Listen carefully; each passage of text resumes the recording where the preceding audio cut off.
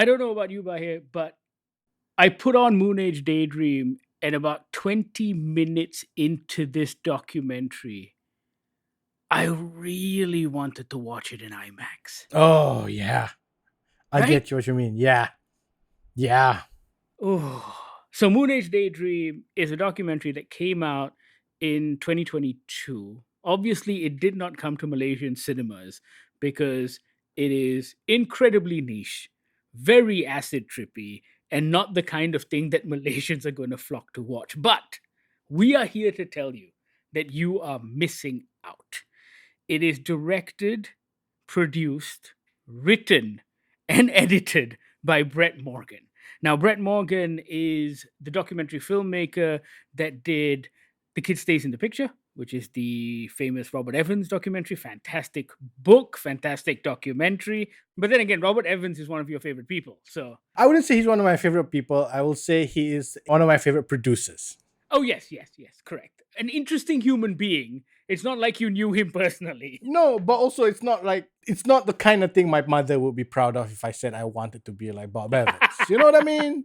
Let's just leave it at that. Brett Morgan also did the Cobain documentary, Montage of Heck, and he is a phenomenal filmmaker. But this thing, I don't even know how to describe it. This thing is everything. It is a concert movie, it Yeah. is found footage, it uses Bowie's voice to tell the history and biography of his art. I don't know how he put it together, but hey, I'm watching it like one person to sit down and grab all of these disparate elements and footage and clips from films like A Clockwork Orange and Wizard of Oz in 2001 and have it all make sense. It's amazing. I will say this. I've only seen 3 of Brett Morgan's work. I've seen The Kid Stays in the Picture, I've seen Montage of Heck, and now Moonage Daydream. Yeah. Moonage Daydream, I feel like is the hardest of the 3 to watch. Not in the way, say, something like Cobain's Montage of Heck. I mean, Cobain's Montage of Heck was also very hard to watch, but not in a content way. Montage of Heck was hard to watch in a this is incredibly depressing what happened to this man. Yes, but I mean it from an audience technical point of view. This is expert level filmmaking. Yes. This isn't something you can zone out of, let alone play with your phone. You have to sit there almost in an acid trip, focus on the TV, and just let it all wash over you. Now, there are a couple of reasons you want to talk about this. One, it's actually finally easily available to watch because it's on HBO. Yes. It won an Emmy. It won a Grammy. It's done a lot since 2022 when it was released.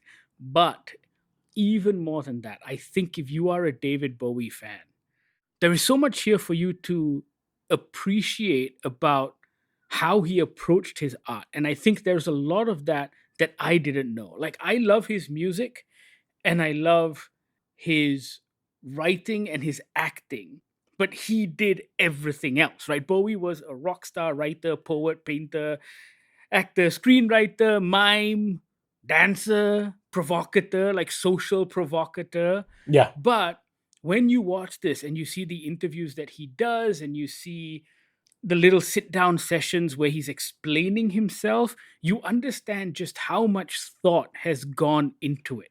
Yes. And I don't want to sound like one of those old guys in a rocking chair, like going on about how things were back in my day. But I often wonder if as many modern artists think about things in the same way. There's that one interview clip in the documentary where an interviewer asks him, is that a lady's shoe or a man's shoe? Obviously, this was Bowie in his Ziggy Stardust period, right? So he was dressed a little oddly. The interviewer, who is a fairly straightforward British man in a suit, I think it was probably the BBC, asked David Bowie, are you wearing a man's shoe or a lady's shoe? And Bowie just, with a smile on his face, just goes, it's a shoe. It feels like he was one of the original KOLs, right? An actual key opinion leader. He's not just a guy wearing a dress to an award just because he realizes and he knows that he will be on the cover of newspapers and that people on social media will be talking about him. He's doing it both for a reason and for no reason. And also because he was also trying to discover who he was. Like in that interview as well, that very same interview, he talks about how he doesn't know who his character is. And the interviewer goes, "Oh, well, that's refreshing because it's very rare for someone to say, I don't know who I am. I don't know what my personality is, and I'm trying to figure it out." And of course, Bowie's personality shifted and changed as he took on all of these various personas. Mm, He would change who he was for every album almost. yeah. And when Bowie did it, it didn't feel like it was just a marketing thing. It Yes. felt like he was truly using it to explore his art. And he says so. He says, when I dress this way, when I put on this makeup, when I be someone else, it helps me write. The one thing I was most struck by, especially in those earlier video interviews, was just how fucking shy he was. Right? Bordering discomfort when he had to sit there and speak about his music or himself. He was never embarrassed by wearing what he was wearing. He was completely perfectly comfortable. But I think he was shy when he had to almost explain himself. Yeah. But I've seen his later stuff. I've seen interviews of him much later on, when just before he passed, the album before Black Star, and he was a more comfortable, confident, elderly gentleman. But in those early days, he was very shy on camera and it was really weird to watch. But he would then completely transform and be on stage wearing really high platforms and just the most blood curdling tight pants.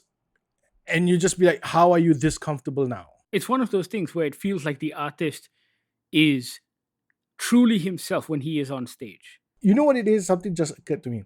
It almost feels like David Bowie, the person, is irrelevant to David Bowie, the artist. 100%. It's just a vehicle, right? As I was watching the show, that's the thing that struck me the most because it felt like David Bowie, the person, was the vessel. Yes. And that the artist would channel himself through that vessel in different ways at different times. When you see David Bowie, the painter, he feels like a completely different person to Ziggy Stardust. But also, his artwork was real nice too. You know, it's not just like some famous actor who's just throwing paint on the wall and hoping his name sort of carries it, right? His work's actually really good. But I also think it's because he was one of the true geniuses of our time, and everything he did well. As an actor, if you look at him in Labyrinth or if you look at him in The Prestige, he's phenomenal. He's unrecognizable. I mean, Yeah.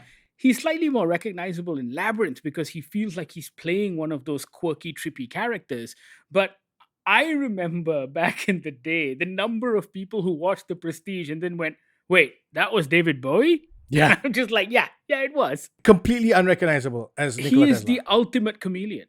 And I think that's what this movie does well because it tries to get into the brain of how someone can be such a chameleon through his own voice and his own words.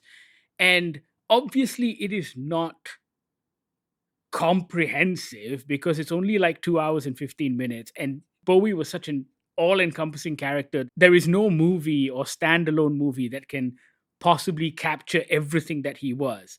But I think what stood out for me, even as I was watching this, was that Brett Morgen is a real fan. Like he truly loved David Bowie. And that really translated across because this felt like a labor of love. I remember reading bits about the making of this film, and Moonage Daydream is the first officially sanctioned documentary on David Bowie, but has no input from the David Bowie estate.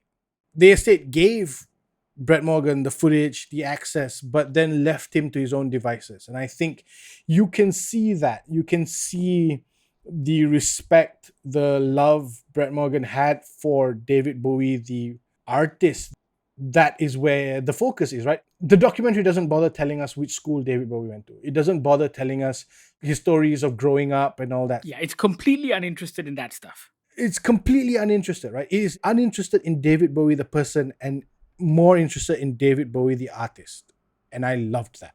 Doesn't make it an easy watch, though. I think that's all you need to know going into this. Even if you don't know anything about David Bowie, there is a moment about maybe 5 minutes in when they're outside a concert and a fan is crying, and the journalist is like, "Why are you crying? Why are you so upset?" And they're like, and the fan is like, "Oh, we were expecting Bowie to come out the back door." And it's like, but why are you crying? Why are you so upset?" And the fan just goes, "He's smashing.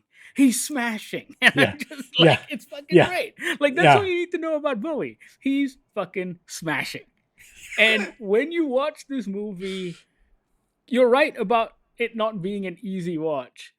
But after about 20 minutes, my brain went into this space where I was like, "Brett Morgen, how did you do this?" I kept trying to figure out how he sat down on a table in front of an editing suite and decided to string this story together in such a way. Like, the closest thing that I've seen recently that pulls off something similar is still the Michael J. Fox thing, where someone would have had to sit down, watch almost everything that Michael J. Fox had ever done, and then pull threads from it to try and tie in the real person with his works of fiction.